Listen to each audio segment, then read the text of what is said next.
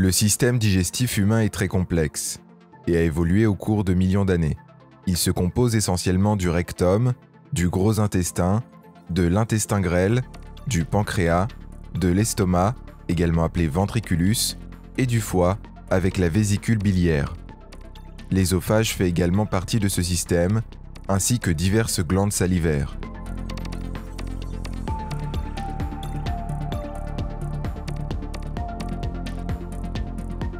La nourriture est d'abord broyée dans la bouche par les dents, puis mélangée à la salive à l'aide des glandes salivaires. La salive contient une enzyme digestive appelée amylase qui commence déjà à digérer les glucides dans la bouche. Elle divise les glucides en unités plus petites.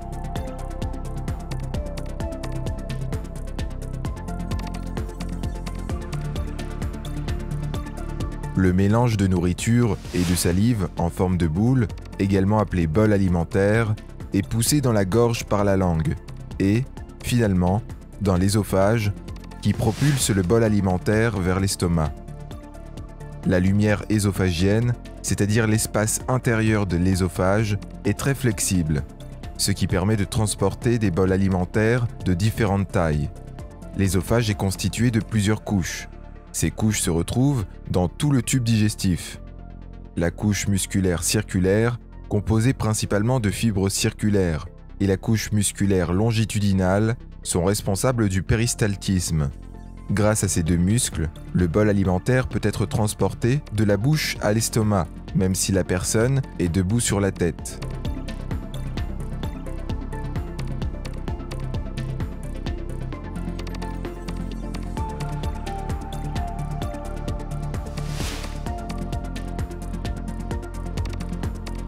L'estomac est normalement divisé en 6 zones. L'estomac est composé d'une structure similaire à celle de l'ésophage. Il possède une couche musculaire longitudinale à l'extérieur. En dessous, on trouve des fibres musculaires circulaires. En plus de cela, il y a une couche musculaire oblique. À l'intérieur, il y a des plis gastriques qui permettent à l'estomac de s'élargir lorsque la nourriture est consommée. La paroi de l'estomac contient des glandes gastriques. Elles produisent du mucus qui est capable de protéger la paroi de l'estomac contre l'acide gastrique sécrété. L'acide gastrique est produit par le simple fait de sentir ou de voir des aliments, mais aussi des épices, et l'étirement de l'estomac provoque la sécrétion, c'est-à-dire la libération de l'acide gastrique. Environ 1 à 2 litres de suc gastrique sont produits par jour. Comme l'ésophage ne possède pas de couche de mucus protectrice comme l'estomac et l'ésophage sont séparés par un sphincter. Celui-ci se détend lorsqu'un bol alimentaire est poussé de l'ésophage dans l'estomac, puis se contracte pour empêcher l'acide et les aliments de remonter.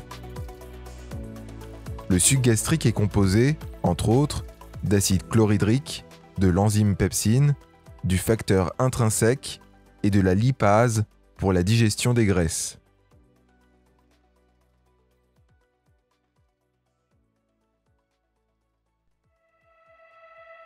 En plus des nutriments, les aliments contiennent également des bactéries qui peuvent endommager l'organisme. Les composants de l'acide chlorhydrique sont capables de détruire les bactéries nuisibles.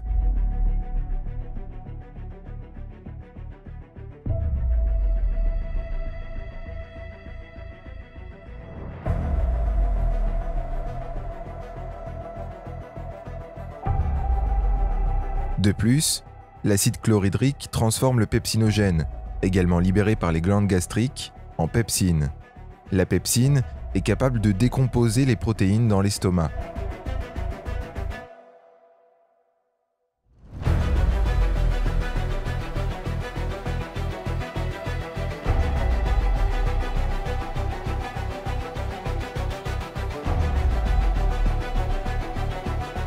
Pour une absorption de la vitamine B12 dans l'intestin grêle, le facteur intrinsèque est nécessaire, qui est produit par les glandes gastriques. La vitamine doit se combiner avec le facteur intrinsèque, puis elle peut être absorbée plus tard par l'intestin grêle. La vitamine B12 contribue à maintenir en bonne santé les cellules nerveuses et sanguines du corps et aide à la fabrication de l'ADN. Il contient également de la lipase gastrique, une enzyme résistante aux acides pour la digestion des graisses. Dans l'estomac, la lipase gastrique divise un triglycéride en un acide gras libre et un diglycéride, de sorte que seul l'acide gras libre peut être absorbé par l'organisme. La digestion des graisses est plus efficace dans l'intestin grêle.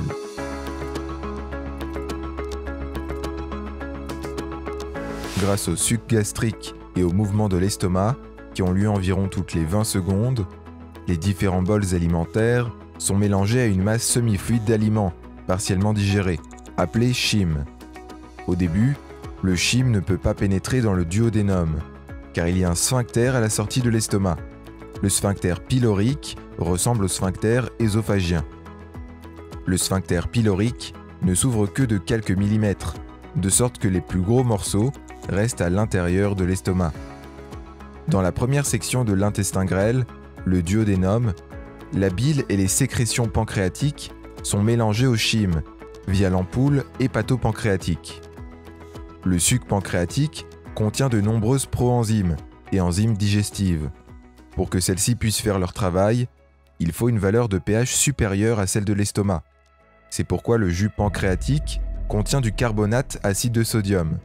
Le carbonate acide de sodium est capable de neutraliser l'acide dans le chyme et de produire ainsi la valeur optimale du pH de 7 ou 8.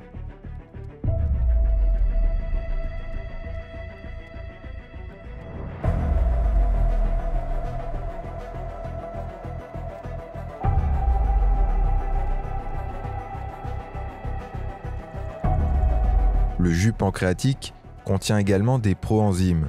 Ce n'est que grâce à l'entérokinase, libérée par la paroi du duodénum, que le trypsinogène devient de la trypsine qui peut décomposer les protéines et activer d'autres trypsinogènes.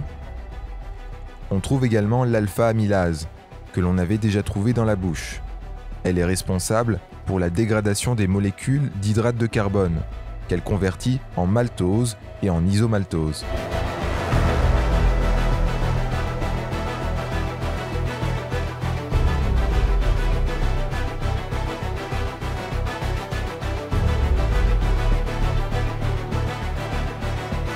De plus, la lipase pancréatique est capable de transformer les triglycérides en 2 acides gras libres.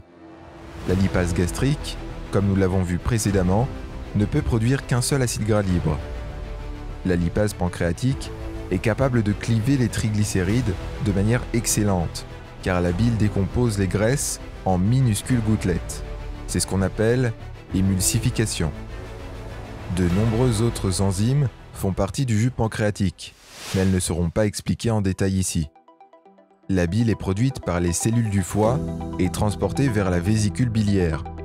La bile est stockée dans la vésicule biliaire et finalement ajoutée à la nourriture dans le duodénum via l'ampoule hépato-pancréatique. Le pancréas libère également du jus par l'intermédiaire de l'ampoule hépato-pancréatique.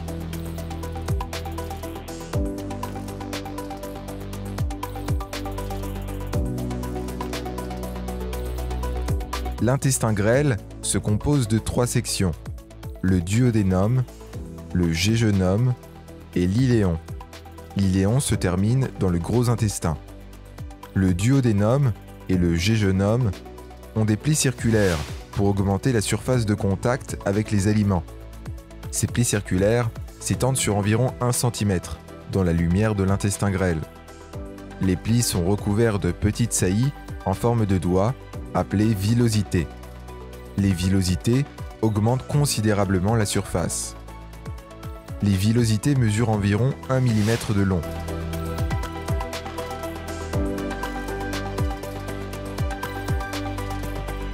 Chaque villosité contient des capillaires sanguins et un capillaire lymphatique, que nous verrons plus tard. Les nutriments, marqués en vert ici, sont absorbés par les villosités et transférés aux capillaires sanguins.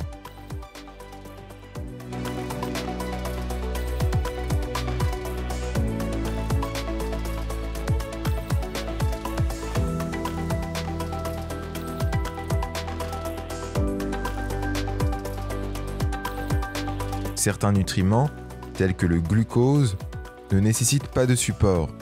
Ils sont transportés librement dans la circulation sanguine. D'autres nutriments, tels que le fer, nécessitent des protéines de transport, comme la transférine.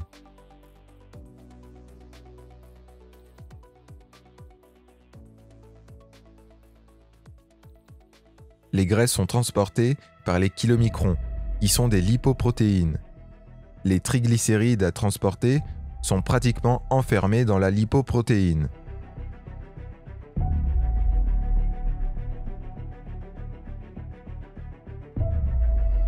Les kilomicrons et les triglycérides sont ensuite transportés à travers le capillaire lymphatique de la villosité. Chaque villosité est recouverte de microvillosités encore plus petites. Elles multiplient considérablement la surface intestinale. Les microvillosités absorbent les nutriments et les transportent à l'intérieur.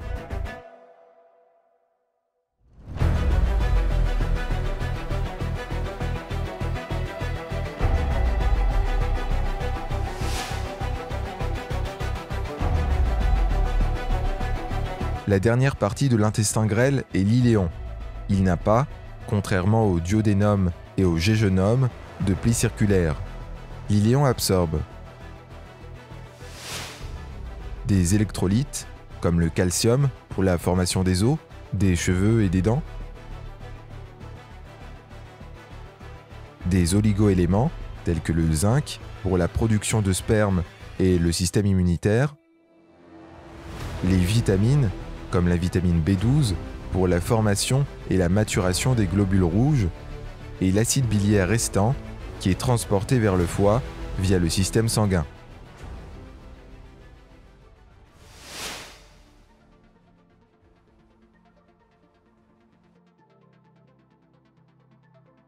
Comme pour l'ésophage, la nourriture est transportée par mouvements propulsifs. En revanche, les mouvements de brassage servent à mélanger le chyme, qui est représenté ici en jaune et rouge, pour faciliter la visualisation du processus de mélange.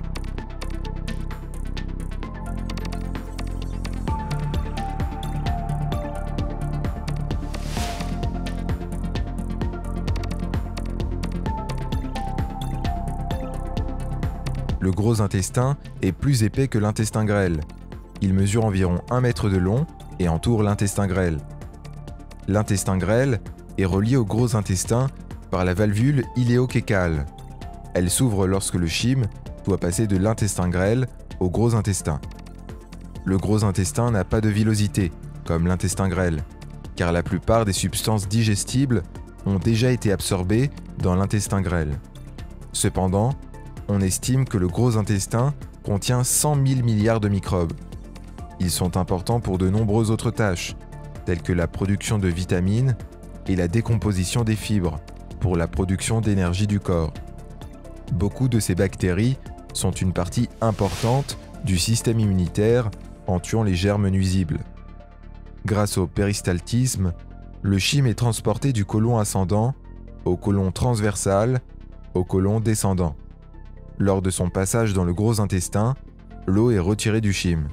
En outre, du mucus est ajouté pour une bonne excrétion des déchets.